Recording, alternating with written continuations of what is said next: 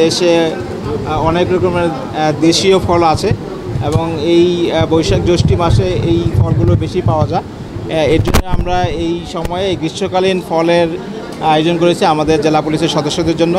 আমরা বিভিন্ন ইউনিট থেকে আমাদের জেলা পুলিশের সদস্যরা এখানে এসেছে।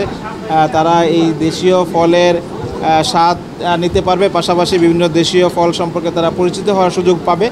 পাশাপাশি এটি আমাদের যে একটি ঐতিহ্য, দেশীয় ফল এই গ্রীষ্মকালীন সময়ে যেহেতু এটি প্রচুর পরিমাণে পাওয়াও যায়, আমাদের পুলিশ সদস্যরা আপনারা জানেন যে সরকারি দায়িত্ব পালনের জন্য তাদের শরীর ফিট থাকতে হয়।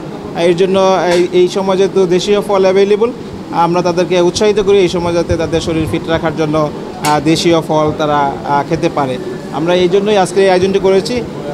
উদ্দেশ্য হলো যে তারা দেশীয় ফল খেতে পারবে, পাশাপাশি বিভিন্ন রকমের নতুন ফল সম্পর্কে তারা ফলের সাথে পরিচিত হতে পারবে, আর তাদের পরিবার পরিজনকেও এই ধরনের দেশীয় ফল খাওয়াতে তারা উদ্বুদ্ধ করতে পারবে। আমরা বৃক্ষরোপণ আমরা করছি এই সময়ে। আমাদের বিভিন্ন পুলিশের যে সমস্ত ফাঁকা জায়গা আছে সেখানে আমরা বিভিন্ন রকমের ফলজ বৃক্ষ লাগাচ্ছি। পাশাপাশি যে সমস্ত ফলের গাছ আমরা হারিয়ে যাচ্ছে আমরা বিভিন্ন সময় এগুলো অনেক রকমের ফল আমরা এখন আর খুঁজে পাই না। আমরা চেষ্টা করেছি বিভিন্ন জায়গা থেকে সেগুলো সংগ্রহ করার জন্য।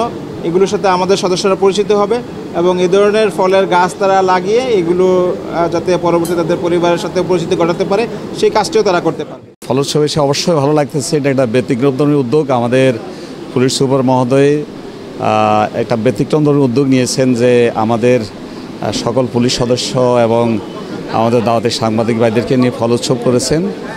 অবশ্যই এটা ব্যতিক্রমধর্মী উদ্যোগ এবং আমাদের কাছে ভালো লাগছে যে আমরা সকলে মিলে এই উৎসবে অংশগ্রহণ করতে পেরেছি। স্যার একটি ব্যতিক্রমধর্মী আয়োজন করেছেন এবং আমরা যাতে মানব সেবায় উভয় পক্ষে নিয়োজিত থাকতে পারি।